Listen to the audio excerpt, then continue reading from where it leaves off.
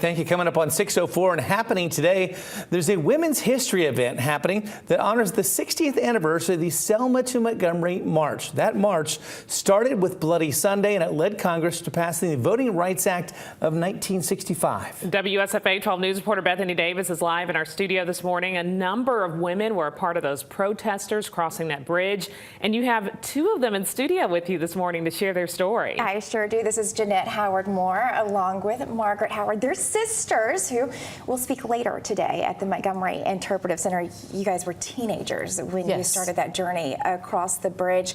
I know you were injured, Jeanette, on Bloody Sunday.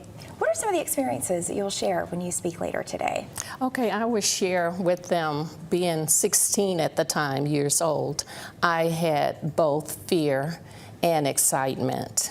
The excitement diminished when I was injured on the bridge. So I will explain that to them, share that with them. Talk a little bit, Margaret, about your experience as young women growing up in rural Perry County, Alabama in the Jim Crow era among the civil rights movement, and how those experiences paved a way for the rest of us today.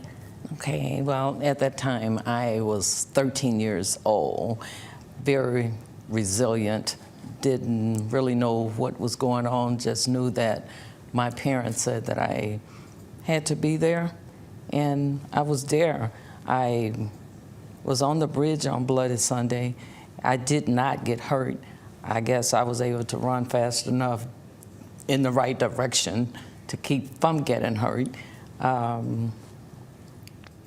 do you feel that experience shaped who you became as a grown woman? You know, and looking back on that experience, I think it shaped more of the ones coming behind me than me, because at the time I really didn't understand what it meant at that time. And as I got older, I started to learn what it was about. And then here, 60 years later, now I know the complete impact of what was going on at that time that I did not know when I was 13 and on that bridge. Yes, well, I want to talk with you both a little bit more about that in particular. So stick around. We'll talk a little bit later this morning about your experience and your actions 60 years ago and how that did open opportunities and lessons for future generations of women like us.